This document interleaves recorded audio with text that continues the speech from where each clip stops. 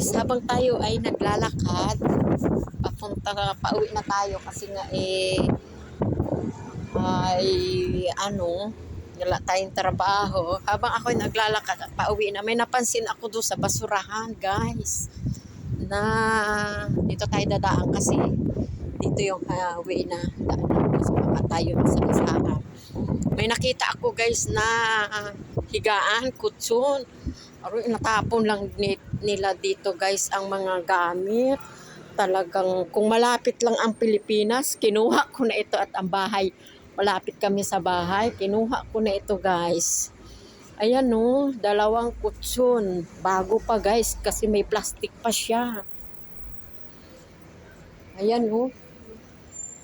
Ayan. Diba, tinatapon lang nila yung kutsun. Bagong-bago pa. Ayan o. May balot pa. Ayan ang basurahan. O, napakalaki ng basurahan dito. Ayan o. Ayan o. Tinapon lang yung kutsun.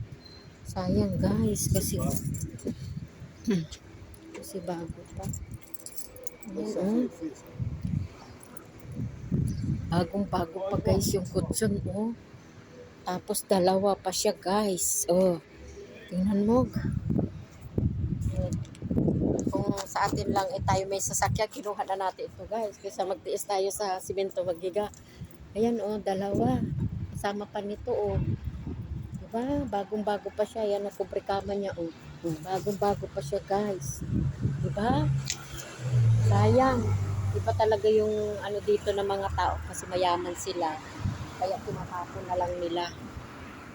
Ayan, tiningnan natin yung basurahan pero walang laman. Siguro kagabi kinuha. Ayan, guys, Ayan. Sayang siya. Bagong-bago pa kasi may plastic pa siya. Ayan, Yan po yung mga mayayaman dito sa France kapag ayaw na nila, tinatapon. Tingnan mo, guys, may plastic pa talaga siya, Bago pa talaga siya. Kung meron lang tayong sasakyan, meron tayong malagyan nito, di uwi na natin ito, guys. Kasi bago, 2 talaga sila, guys. Tinapon nila. Ayan. Tingnan nyo. Sayang, guys, yung kutsun. Ay. Talagang pagka ikaw ay dito, mahilig ka mamulot, talagang marami kang mapupulot dito sa France. Ako, guys, marami na akong napulot na mga sapatos, tinatago ko lang kasi malay mo hindi natin hawak ang panahon, magkapera tayo, papadala natin sa Pilipinas. Kaya nag-support ko sa YouTube channel ko, guys. I-support naman ng YouTube channel ko, Bing France Vlog. At kung tayo pala rin makakatulong din po tayo sa inyo dyan sa Pilipinas. At sana ay bigyan ako ni Lord ng malakas na pangatawan dito sa France at kumita ng malaki. Why not? Bakit hindi ako tutulong? Di po ba? Kaya ito po, nandito tayo ngayon.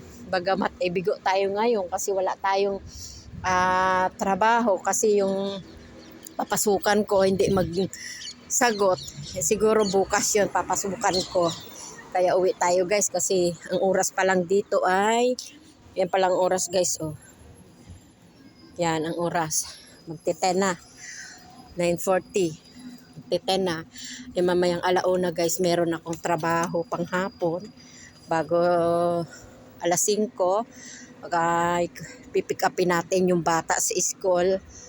At hatid natin sa kanyang bahay. Tapos papakainin natin. Yan yung trabaho ko dito sa France.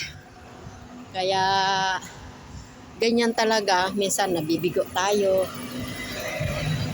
Minsan naman sunod-sunod naman yung trabaho. Wala tayong time para pasukan yung iba. Kaya ganyan lang, guys. Kasi tayo bago pa lang dito. 3 buwan pa lang po ako dito sa France. Kaya tayo ay ngayon ay may bakanting araw na wala tayong pasok. Kaya ang tumulong lang po dito sa akin yung hipag ko kasi siya yung gumastos lahat ng gastusin ko dito. Hindi kayo maniwala guys. Ang aking utang ay inabot po ako ng 1,000,000. Ganyan po kalaki yung aking nagastos sa pagpunta dito.